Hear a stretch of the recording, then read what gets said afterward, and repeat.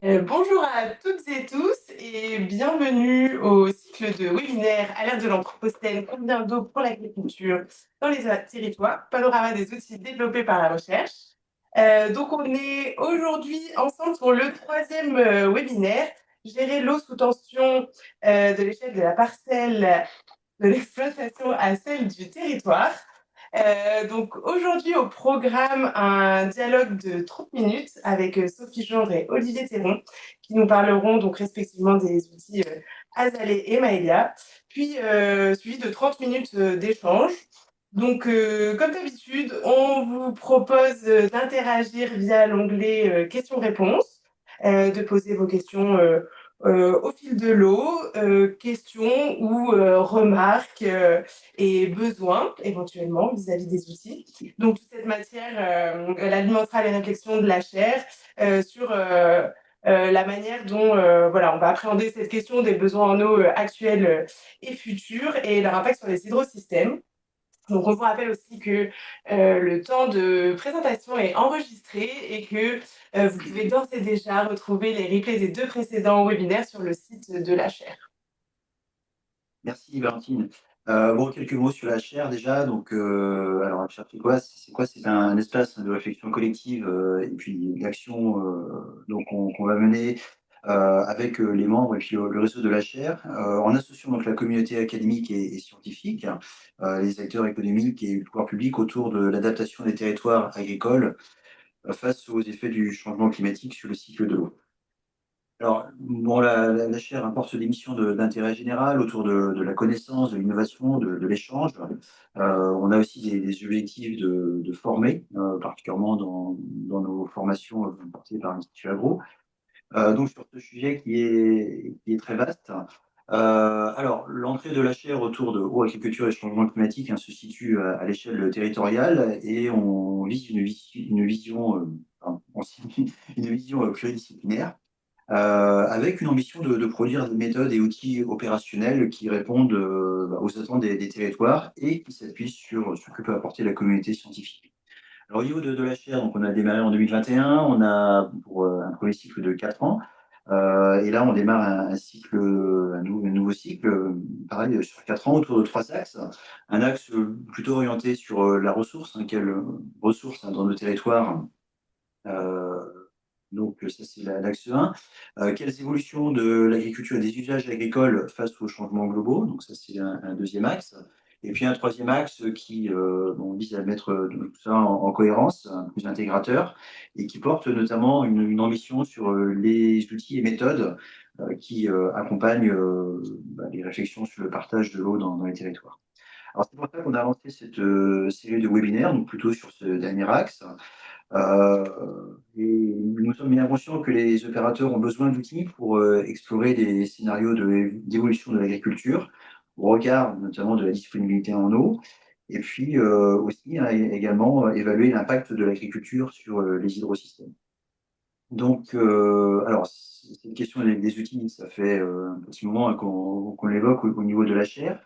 On a lancé des choses en particulier, mais cette série de webinaires, en tout cas, est l'occasion de faire le point sur les outils qui nous paraissent pertinents pour accompagner le dialogue, en particulier quand on travaille sur les projets de territoire pour la gestion de l'eau, qui a été le thème du colloque qu'on a mené en octobre dernier. Donc, on a déjà eu donc un webinaire autour d'outils pour le pilotage de l'irrigation, donc plutôt à une échelle parcelle. Les derniers webinaires étaient plutôt à une échelle très large, sur les territoires.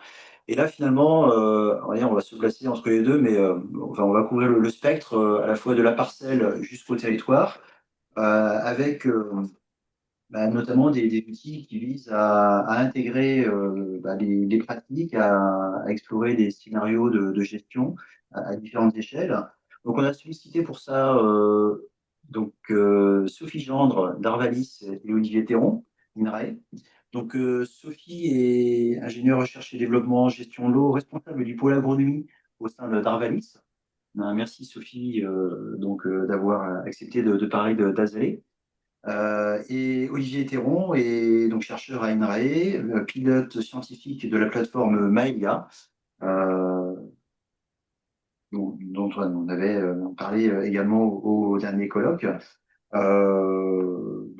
Voilà, tous les deux, merci à tous les deux d'avoir joué le jeu de ces webinaires, de vous prêter au jeu des questions aussi. Alors vous avez préparé un certain nombre de supports aussi.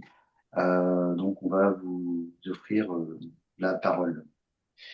Voilà, alors ouais, dans ce cadre-là, hein, donc par rapport au contexte que j'ai évoqué, une première question, c'est voilà, parler un petit peu de vos outils. Qu'est-ce qui vous a amené à développer les outils, hein, dont on va parler aujourd'hui? Pour quels enjeux, quel contexte? Donc peut-être Sophie. Ouais, bonjour à tous, merci pour l'invitation. Donc, moi, si je dois commencer par l'outil Azalea. Donc, Azalea, c'est quoi? C'est un outil de comparaison d'assolement vis-à-vis de la ressource en eau.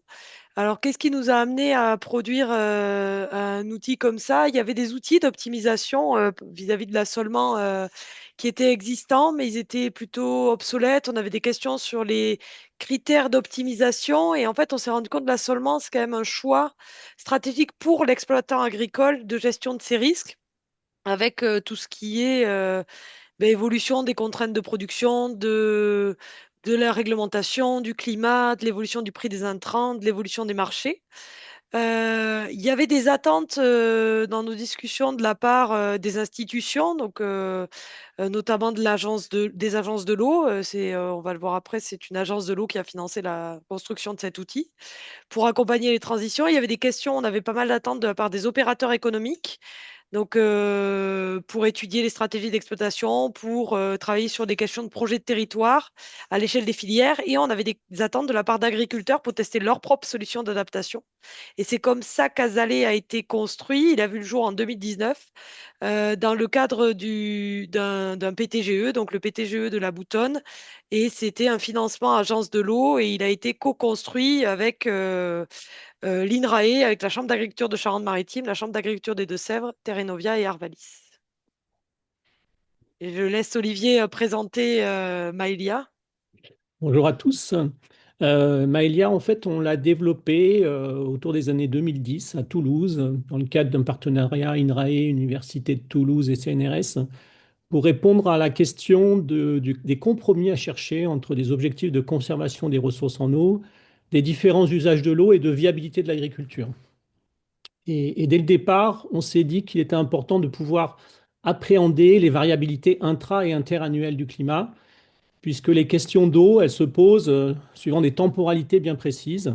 Et puis les questions d'eau, elles sont très situées en fait, dans le temps et dans l'espace. Ça va dépendre des systèmes agricoles, des pédoclimats, des ressources naturelles, des stratégies d'acteurs.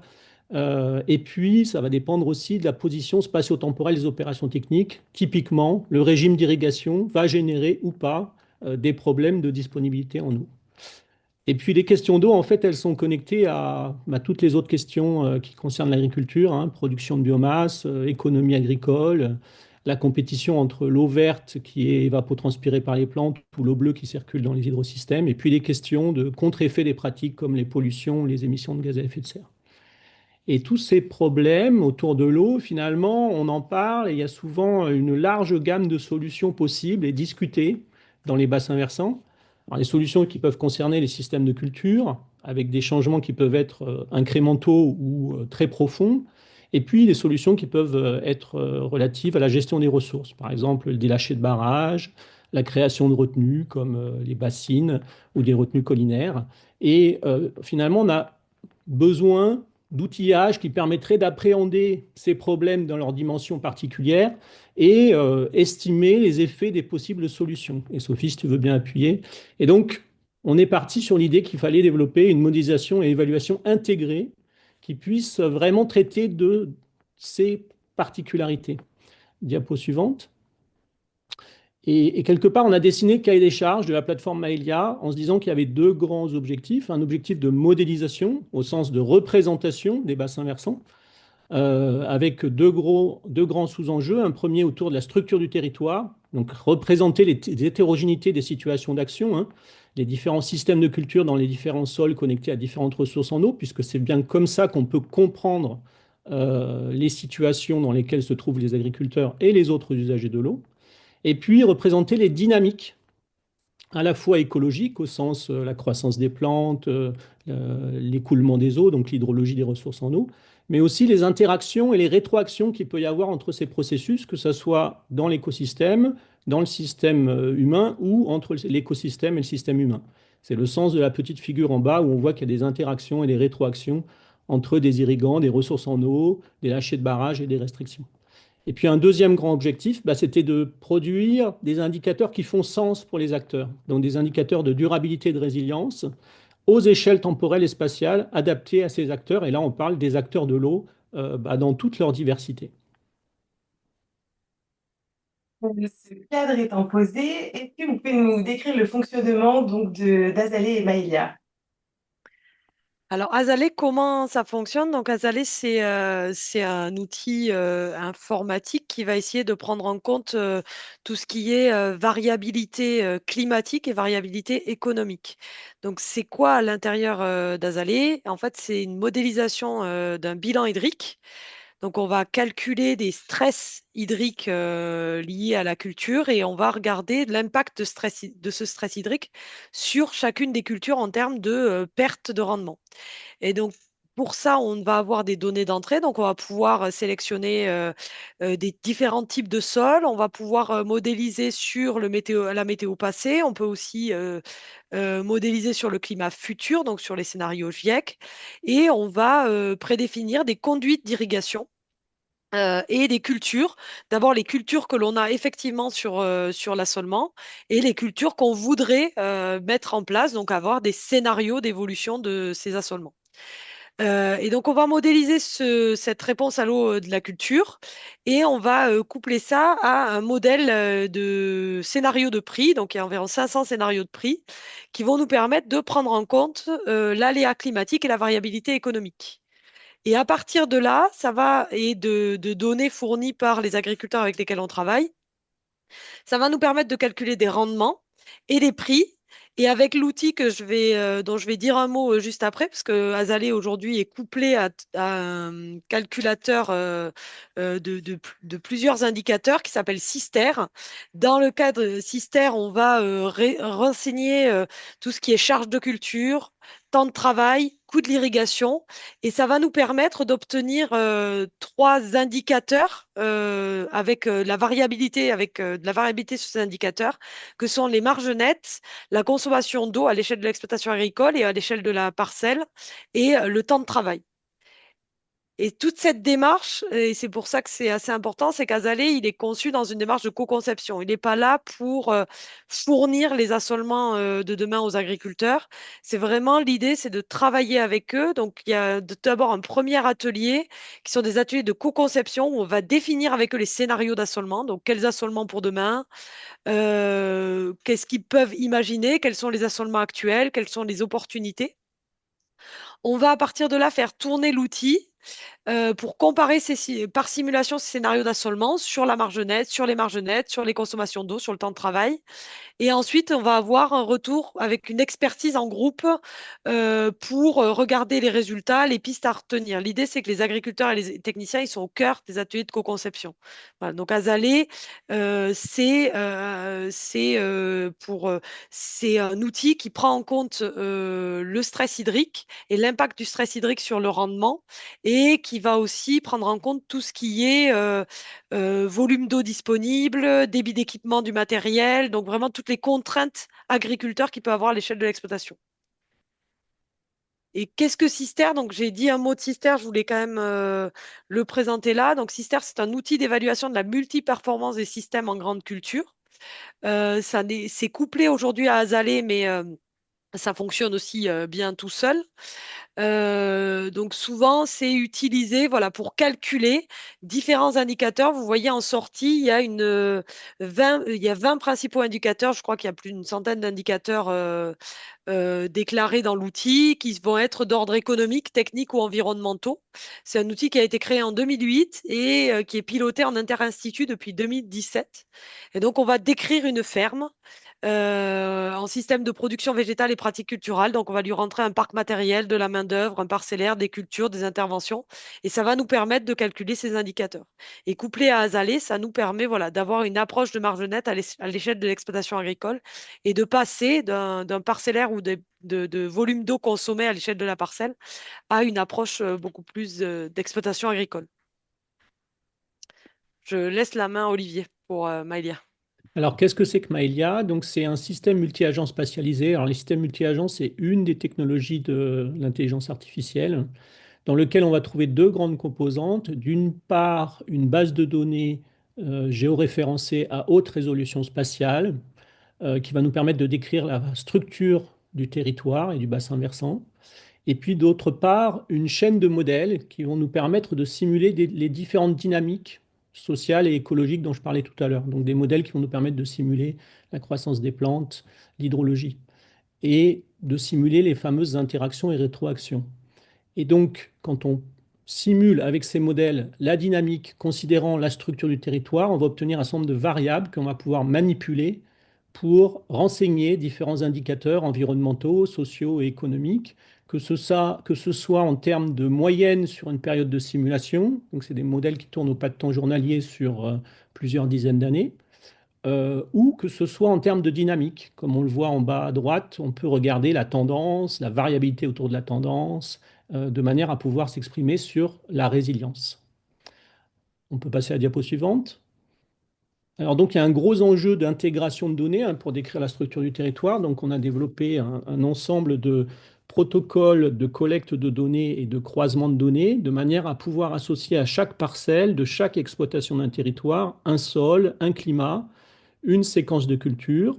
Et à partir de bases de données et d'enquêtes, on associe aussi des stratégies de conduite des cultures en fonction des situations de production. Donc pour chaque culture, dans chaque situation de production, par exemple pour tel sol, pour tel précédent, pour tel suivant, on va avoir un ensemble de règles de décision du type si-alors qui vont nous permettre de simuler le déclenchement des opérations techniques en cohérence avec le climat, l'état du sol, l'état de la plante, par exemple. Et puis on va intégrer les autres bases de données nécessaires à la représentation d'un système agrohydrologique, c'est-à-dire toutes les bases de données sur les ressources en eau, que ce soit les eaux de surface, les eaux souterraines, ou que ce soit dans les eaux de surface, les retenues collinaires. Et là, en bas à droite, vous avez une image avec l'ensemble des retenues collinaires sur le Gers et le Tarn et Garonne. Et on peut voir qu'il y a beaucoup de monde sur ces territoires-là. Donc ça, c'est pour la structure. Et puis alors on peut passer encore, cliquer une fois. Voilà, donc ça nous permet de représenter très finement le territoire, sachant que même si on travaille sur un territoire de 1000 km², par exemple, on va représenter chaque parcelle, chaque exploitation, chaque point de prélèvement, chaque barrage, chaque retenue, et on va connecter l'ensemble de ces entités pour pouvoir caractériser les fameuses situations d'action. Et donc, si on avance dans le diaporama, on va utiliser des modèles relativement simples et surtout robustes, c'est-à-dire qui ont montré leur capacité à pouvoir être déployés dans des conditions variées, qui vont nous permettre de simuler les dynamiques. Donc on a des modèles sol-plante, un modèle de culture Achille, un modèle de prairie HerbSim et un modèle d'agroforesterie YieldSafe pour simuler dans les parcelles les enchaînements de cultures de prairie et voir le fonctionnement de ces systèmes agroforestiers. On a des modèles hydrologiques, actuellement on en a deux, mais on pourrait en intégrer d'autres. Donc le modèle américain Soil and Water Assessment Tool et puis le modèle français GR5J. Et puis on a d'autres modèles, par exemple là j'ai mis des exemples de modèles de bioraffinerie avec un modèle de méthaniseur et puis un modèle de plateforme de compostage et un modèle qui simule les flux de biomasse dans le territoire. Donc ça c'est pour les processus écologiques et les processus biotechniques. Puis on a d'autres modèles plus particuliers puisqu'ils vont chercher à représenter le comportement d'un certain nombre d'acteurs. Et c'est pour ça qu'on parle de système multi-agents dans notre cas. On va chercher à représenter des agents agriculteurs qui vont simuler le comportement des agriculteurs relativement aux règles de décision de conduite des cultures et relativement aux contraintes qui s'expriment à l'échelle de l'exploitation en termes d'emploi ou de main-d'œuvre plutôt, et en termes de matériel. Mais on va représenter aussi le comportement des gestionnaires de barrages, de la police de l'eau, tous en fonction des spécificités des systèmes qu'ils ont à gérer, que ce soit une exploitation, que ce soit un barrage spécifique ou que ce soit un périmètre sur lequel on veut établir une réglementation dans un département donné. Et vous voyez sur la gauche les flèches qui traduisent l'idée que tous ces modèles sont couplés et qu'on va simuler au pas de temps journalier l'ensemble des interactions qui sont en jeu dans les systèmes agrohydrologiques. Très bien. Donc, beaucoup de choses. Alors, du coup, alors, déjà, pour qui vous l'avez fait, avec qui vous allez travailler là-dessus? Et voilà, dans les faits, hein, qui va l'utiliser? Quels vont être les utilisateurs ou bénéficiaires finaux? Alors pour Azalée, on l'a fait, je l'ai dit au tout début, mais Azalée a été construit dans le cadre du projet de territoire de gestion de l'eau de la Boutonne.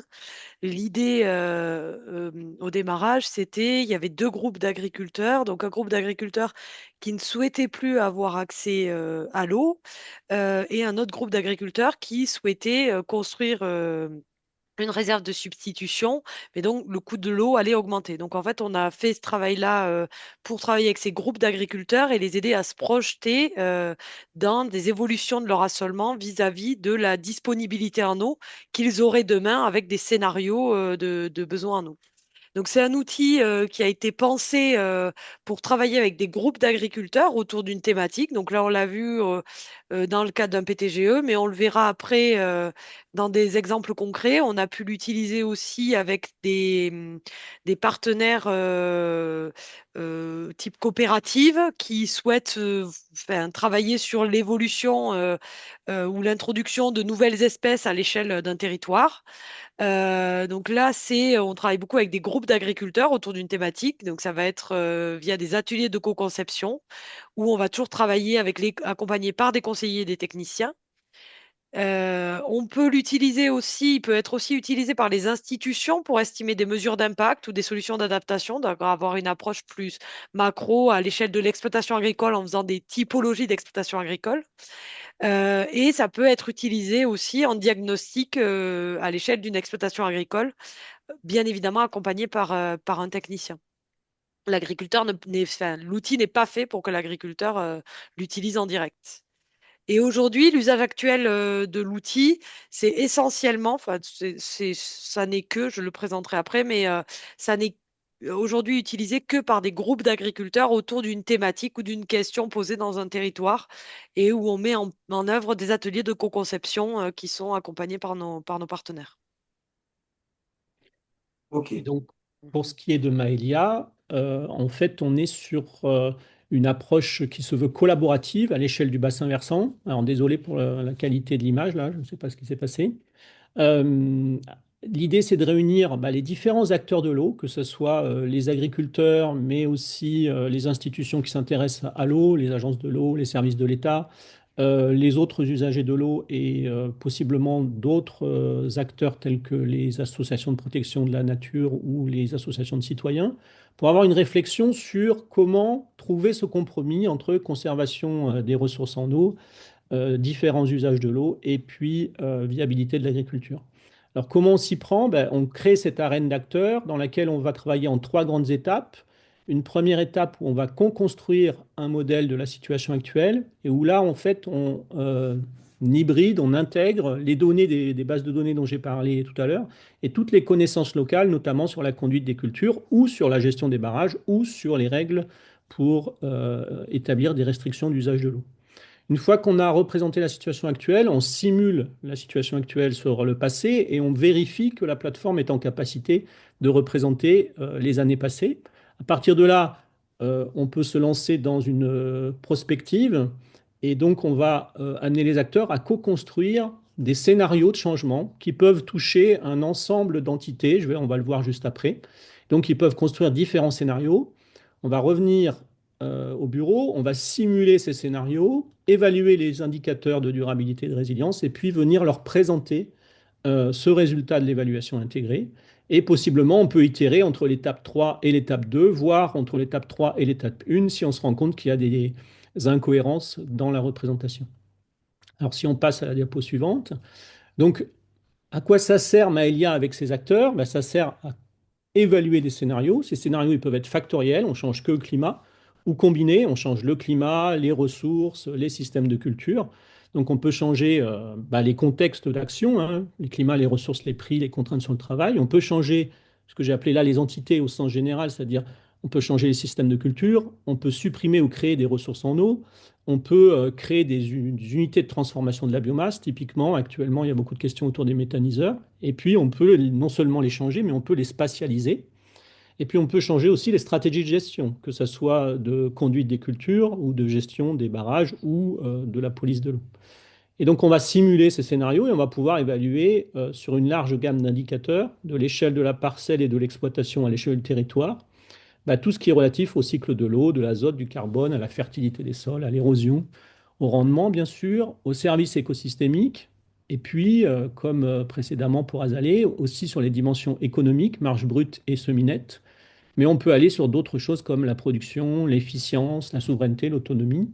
Et comme on représente chaque opération technique dans chaque parcelle de chaque exploitation, ben on va pouvoir s'exprimer sur le travail en exploitation, en termes de nature, de volume ou de pic de travail. Voilà Et pour ça. merci. Est-ce qu'on pourrait illustrer tout ça avec des cas concrets? Ouais, alors je peux commencer pour Azalée. Là, c'est l'exemple d'une exploitation type en Charente-Maritime. Donc, on a créé sous l'outil, donc, vous voyez comment on définit l'assolement. Donc, on part. Donc là, cette exploitation, elle a une SAU de 120 hectares avec une surface irrigable de 60 hectares et 80 000 mètres cubes de disponibles. Donc, on définit ces types de sols. Donc, le type de sol, il est défini. On a une base de données sol derrière et donc l'agriculteur ou en tout cas le conseiller peut retrouver des noms de types de sol assez connus qui vont faire le lien avec le réservoir utilisable ou avec les indicateurs nécessaires au calcul. Et donc là, il y avait 50% de groix moyenne et 50% de groix superficielle. Voilà, là, ce que vous avez, c'est l'assolement initial. Donc, on a un îlot en sec, 80 hectares, et un îlot irrigué à 40 hectares. Sur le sec, les agriculteurs faisaient du blé tendre, du colza, de l'orge d'hiver et du tournesol. Et en irrigué, du tournesol, du blé dur et du maïs. Et en fait, on discute avec les agriculteurs pour définir les charges complètes par culture, les différents types de conduites d'irrigation, leur date de semis, leurs précédents, leur variété, leur surface. Tout est bougeable, c'est-à-dire modifiable. On peut modifier la date de semis, on peut modifier les précédents, on peut modifier les variétés si ça fait partie des choses qu'ils veulent tester. Et ensuite, à partir de cette base, on définit avec eux les différents scénarios. Donc là, ce qu'on peut faire bouger dans Azalée, en fait, on peut faire bouger l'assolement. On peut aussi avoir des scénarios d'évolution du prix de l'eau et des scénarios d'évolution du volume disponible. Donc là, il y a eu trois scénarios qui ont été définis. Donc un premier scénario qui était la baisse d'un volume actuel avec quand même des restrictions potentielles en cours de campagne. Donc, on peut prendre en compte les restrictions en cours de campagne. Donc, il y avait une baisse de volume avec la restriction et avec une augmentation du coût de l'eau. Donc, ça, c'est le scénario A qu'on a appelé. On a défini après un scénario B avec eux qui était le maintien du volume actuel. Donc, il n'y avait pas de baisse de volume, il y avait toujours des restrictions, mais il n'y avait pas d'augmentation du coût de l'eau. Donc, on était plutôt à 11 centimes d'euros par mètre cube. Et le scénario C, où il n'y avait aucune restriction sur le volume d'irrigation, donc ils étaient illimités, mais il y avait une forte augmentation du coût de l'eau. Et ça, on le croise avec leur assolement, donc l'assolement initial qu'ils ont proposé, et des évolutions d'assolement qu'ils peuvent imaginer. Et donc, dans ce cas précis, ils ont imaginé un assolement différent où ils ont simplifié l'assolement sur l'îlot sec et ils ont mis ce qu'on a appelé culture spéciale ou culture à haute valeur ajoutée. Ils ont fait rentrer de la betterave porte-graine et ils ont fait rentrer du maïs semence. Ils ont réduit fortement leur sol de maïs sur l'îlot irrigué. Et un autre assolement où ils ont préféré tout simplifier et ils sont partis sur des techniques culturelles simplifiées. Et à partir de là, donc ça, on le définit en commun avec eux. Et ensuite, on fait tourner l'outil. Et voilà le type d'informations qu'on leur fournit. Donc, on le fait tourner sur 20 ans, sur 500 scénarios de prix. Et ce qu'on voit là, par exemple, donc là, c'est les marges nettes. À chaque fois, on compare par rapport à l'assolement initial. Donc là, vous avez l'évolution des marges nettes sur les 500 scénarios de prix et les 20 scénarios climatiques. Et vous voyez que pour le scénario A, donc avec une augmentation du coût de l'eau et une baisse du volume, vous pouvez comparer par rapport au minimum et à la médiane ou à la moyenne et au décile 2, au décile 8, les autres assolements, comment ils se déforment ou pas. Et donc là, dans ce cas précis, ben, on voit que l'assolement en technique culturelle simplifiée se retrouve à peu près au même niveau que l'assolement initial. L'assolement avec culture spéciale semblerait, en tout cas dans les scénarios A, B et C, c'est un peu la même chose, sur les marges nettes, avoir en tendance une marge nette légèrement supérieure par rapport aux autres. Et puis on peut lui définir, on peut faire ça avec ou sans aide, et on peut définir un objectif de marge nette avec lui. Voilà, c'est ça le petit trait. Là, on avait défini des objectifs de marge nette. Et ensuite, on peut aussi calculer à l'échelle de l'exploitation agricole des consommations en eau et comparer les consommations en eau d'irrigation en fonction de l'exploitation. Nous, on est vraiment à l'échelle de l'exploitation agricole. On ne va pas du tout sur la partie disponibilité en eau au côté hydrologique. Nous, on est vraiment sur, voilà, on prend ça comme une donnée d'entrée et on fait des tests avec l'agriculteur sur voilà, ce qu'on peut imaginer demain. Et je vais laisser la main à Olivier sur Maïlia. Donc, pour Maëlia, quelques exemples d'applications. Donc, on a fait pas mal de travaux sur l'eau. Vous verrez à la fin que Maëlia ne traite pas que de la question de l'eau. Parmi ces travaux, il y a des travaux qu'on a co-construits avec les acteurs. Donc, on a beaucoup travaillé sur la question de l'optimisation de l'irrigation. Par exemple, qu'est-ce qu'on peut attendre de l'optimisation de l'irrigation en termes de réduction des prélèvements? On a montré que dans certains bassins versants, il serait possible d'atteindre des réductions de l'ordre de 30 voire 40%.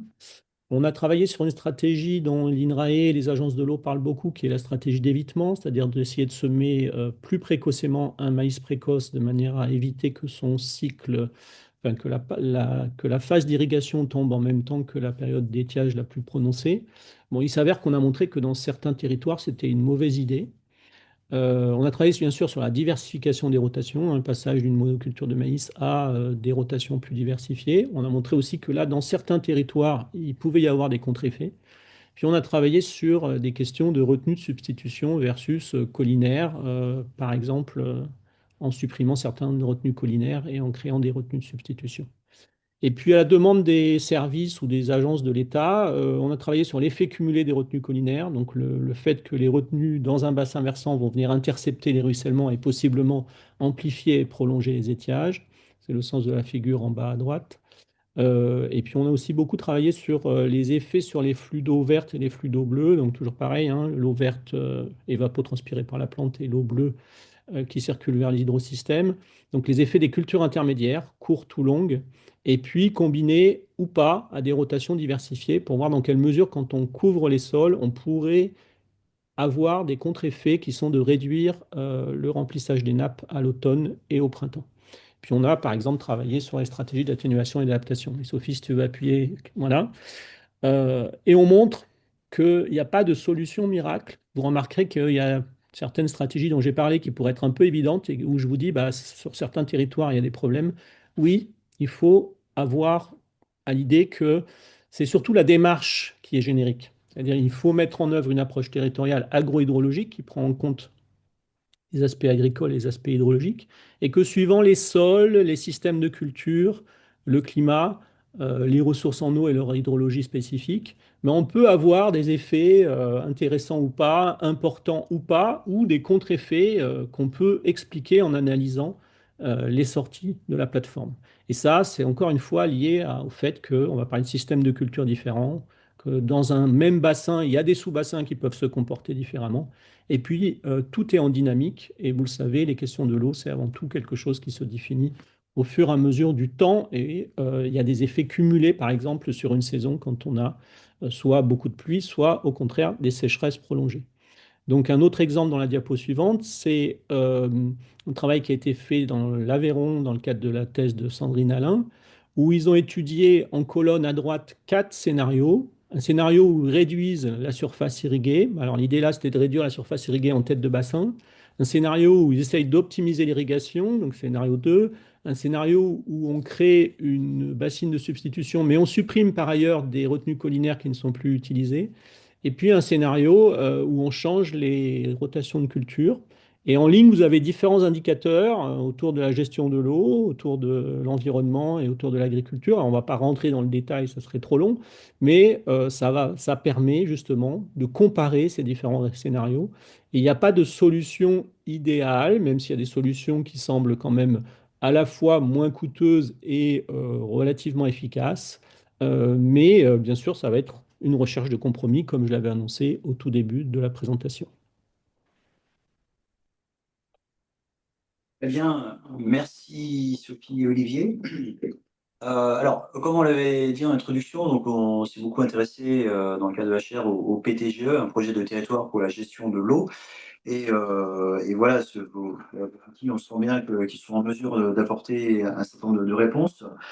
Euh, bon, voilà, à la fois pour éclairer les questions de partage de l'eau, mais aussi dans les PTGE, il y a la dimension prospective.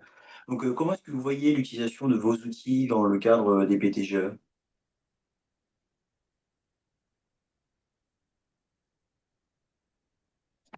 Votre micro est coupé, Sophie.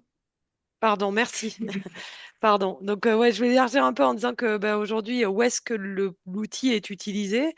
Donc, l'outil aujourd'hui, il est utilisé que dans des programmes de recherche et développement. Il n'est pas utilisé en routine ou en tout cas en développement pur. Euh, Là, ce que vous avez, c'est les projets qu'on a déployés, avec lesquels on l'a réalisé dans le cadre de financements régionaux, agences de l'eau, nationaux, où on a couvert un peu l'ensemble des zones. Donc, on continue nos projets de recherche et développement. Ça nous permet, parce que je ne l'ai pas dit, enfin, s'il y a des questions sur ça, mais on essaye d'augmenter le nombre de cultures. On parle de cultures annuelles. On a un peu fait rentrer les fourrages. Par contre, on n'a pas tout ce qui est maraîchage, arboriculture. Voilà, donc on essaye aussi voilà, de toujours améliorer l'outil. Donc l'outil aujourd'hui, il est utilisé dans ces projets de R&D. Alors, comment on utilise l'outil? C'est juste une redite, hein, aujourd'hui. Voilà, il y a quand même un gros travail. Il y a un travail d'accompagnement parce qu'il y a la construction de fermes types, donc avec des fermes fictives qui vont être représentatives du territoire, qui vont ensuite entraîner l'atelier de conception pour avoir la validation des fermes et la définition des scénarios, où on va collecter les infos, saisir et simuler. On va avoir une expertise et ensuite il va y avoir vraiment l'atelier de restitution et la consolidation des résultats, les échanges et les partages. Aujourd'hui, le seul PTGE dans lequel on a déroulé l'ensemble de cette démarche, c'est le PTGE de la Boutonne. Nous, aujourd'hui, on est plutôt en réflexion interne sur voilà, comment on peut mettre à disposition, parce qu'en fait, il y a un site internet dans lequel on peut créer un compte. Mais aujourd'hui, voilà, on est plutôt en réflexion sur comment sortir de la R&D pour, voilà, pour avoir un accompagnement plus proche des acteurs, notamment PTGE. Et Olivier?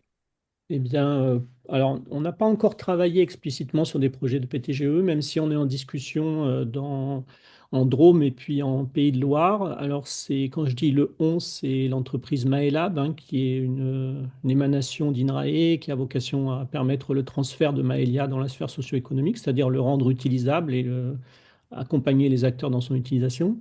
Ceci dit, on a beaucoup travaillé, comme vous l'avez vu, sur les questions de l'eau. Et pour moi, la force de Maélia dans des contextes de PTGE, c'est de traiter des quatre dimensions que vous avez sur la diapositive, c'est-à-dire d'avoir une approche transdisciplinaire, à la fois les connaissances scientifiques et les connaissances des acteurs, équilibrées. On a de l'hydrologie, on a de la gestion de l'eau, on a des systèmes agricoles et on a des pédoclimats. Et situé, on va prendre en compte les spécificités non seulement de chaque territoire d'étude, mais vous l'aurez compris, de chaque parcelle, de chaque exploitation et de chaque entité que l'on représente dans le territoire. Et donc, cette approche équilibrée, elle me semble importante parce qu'actuellement, il y a des approches qui sont soit portées par des hydrologues ou des géohydrologues, soit portées par des agronomes, je vais le dire comme ça, ou en tout cas des acteurs de l'agriculture. Et il me semble il manque des approches où justement on va pouvoir traiter des interactions qu'il y a entre système agricole, hydrologie des masses d'eau, gestion de l'eau et pédoclimat, et tout ça pour évaluer des scénarios qui vont être spatialisés, qui peuvent être tendanciels, qui peuvent être intégrer des changements multiples, vous l'avez vu, mais qui peuvent être de rupture. C'est-à-dire qu'on peut vraiment être en rupture.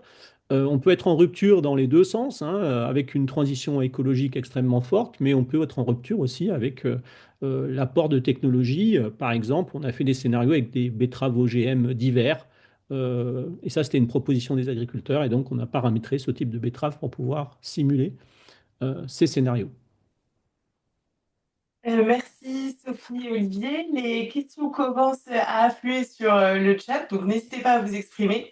Et peut-être, voilà, pour conclure, et ben peut-être qu'est-ce qu'il faut retenir de ces riches présentations et quelle perspective peut-être de développement pour ces deux outils? Ouais, bah alors, pour Azalée, voilà, retenir que c'est un comparateur d'assolement, donc pas d'optimisation. C'est vraiment, on teste les propositions des agriculteurs ou des organismes locaux. C'est un outil de projection climatique, donc ça fait de la prospective aussi sur voilà, l'évolution climatique et ça va faire une évaluation agronomique, technique et économique. Donc l'idée vraiment, c'est d'accompagner les exploitations agricoles pour mesurer les risques climatiques et évaluer l'impact de différentes stratégies sur les systèmes de production. Grande culture, je le redis là. Et la démarche Azalée, c'est vraiment une démarche de co-conception. Elle va essayer d'anticiper les conséquences d'une évolution, donc travailler en amont. Elle va essayer de confronter les visions, s'appuyer sur de l'expertise collective et évaluer a priori l'opportunité d'un nouveau système. Voilà, l'idée derrière cet outil, c'est vraiment d'accompagner les transitions et de développer la multiperformance des exploitations agricoles. Donc nous, on est vraiment à l'échelle de l'exploitation agricole. Et en perspective, aujourd'hui, voilà, qu'est-ce qu'on fait en R&D? En fait, on essaye d'intégrer de nouvelles cultures. Donc, on travaille beaucoup on continue de travailler avec Terrinovia, mais voilà, on a travaillé avec l'ITB, on peut travailler avec la FNAMS, on peut travailler, voilà. On a des questions sur le lavandin. Voilà. L'idée, c'est d'essayer d'intégrer de nouvelles cultures des nouveaux leviers et aussi l'effet d'autres stress, parce qu'aujourd'hui, on l'a dit, on n'intègre que le stress hydrique. Demain, est-ce qu'on ne peut pas intégrer le stress thermique, des stress abiotiques, d'autres types de stress?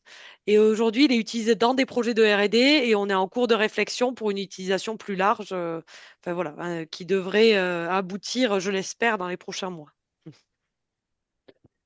Et donc, pour conclure sur Maëlia, je vous ai beaucoup parlé de toute la dimension gestion de l'eau. Donc, Maëlia, c'est avant tout un simulateur de système de culture et de prairie dans un territoire, considérant les contraintes qui s'expriment à l'échelle de l'exploitation. On peut l'utiliser, puisque Maëlia est une plateforme modulaire, pour simuler les interactions entre agriculture et hydrologie et gestion de l'eau. C'est ce que vous avez en haut à gauche. Mais en fait, la recherche est constamment en train de rajouter des nouveaux modules et pour traiter de nouveaux domaines. Donc, on a beaucoup travaillé sur les questions d'agroécologie et de diversification. Et ça, on peut les traiter notamment sur la question des interactions agriculture et eau. On a travaillé sur les échanges culture-élevage. On a commencé à travailler sur l'agroforesterie. On travaille beaucoup sur la méthanisation. Plus généralement, on travaille sur les filières biomasse et on est en train de coupler Maëlia avec une autre plateforme pour pouvoir faire agriculture et forêt dans un territoire. On a plusieurs travaux sur les régulations biologiques. On a un indicateur qui nous permet d'estimer pour chaque parcelle, pour 4 grands groupes de taxons, la qualité de l'habitat de la parcelle vis-à-vis de la biodiversité, en considérant le système de culture, l'environnement direct et le paysage dans lequel est inscrit la parcelle. Puis on a des travaux sur les fuites de pesticides, l'érosion, sur les énergies renouvelables et sur le fait d'adjoindre à Maëlia un environnement qui permet de faire une analyse de cycle de vie de manière à pouvoir prendre en compte les impacts qui s'opèrent en amont et en aval du territoire. Et on permet à Maëlia de plus en plus de se coupler avec des modèles existants. Alors ça peut être par exemple le modèle de culture Styx, pour ceux qui le connaissent. C'est la plateforme Capsys pour les forêts, mais ça peut être des modèles hydrologiques qui auraient été calibrés déjà sur un territoire et que l'on voudrait coupler avec la partie agricole de Maëlia pour faire de l'agrohydrologie.